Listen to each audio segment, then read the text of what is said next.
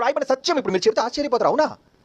తోమా తెచ్చేశాడనో, British వాళ్ళు తీసుకొచ్చేశారనో, ఎవరో మిషనరీలు తీసుకొచ్చి ఈ క్రైస్తవ్యాన్ని ఈ దేశంలో ప్రచారం చేసేశారనో, ఈ తప్పుడు కథనాలు ఈరోజు ఈ భారతదేశంలో విపరీతంగా చలామణిలో ఉన్నాయండి. ప్రయాణం సాగించారు. యేసుక్రీస్తుని ఒక చరిత్ర పురుషుడు పుట్టబోతున్నాడనే విషయాన్ని వాళ్ళు ముందుగా ఆయన గురించిన సమాచారం వాళ్ళకు తెలుసు కనుకనే వాళ్ళు వచ్చారు.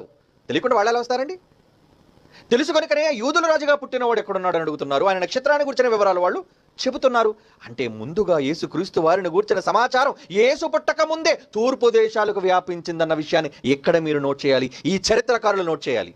మోషే పెద్దవాడైనప్పుడు విశ్వాసం నోటి ఐగుప్తు ధనము కంటే అక్కడ ఏం రాయబడిందండి? క్రీస్తు విషయమైన నింద. అంటే క్రీస్తును గూర్చి, క్రైస్తవ్యాన్ని గూర్చి, క్రీస్తు స్థాపించబోయే సామ్రాజ్యం గురించి ఎవరికి తెలుసు? మోషే గారికి తెలుసు. మోషే ఎప్పటివాడు? క్రీస్తు పూర్వం 1400 సంవత్సరాలండి.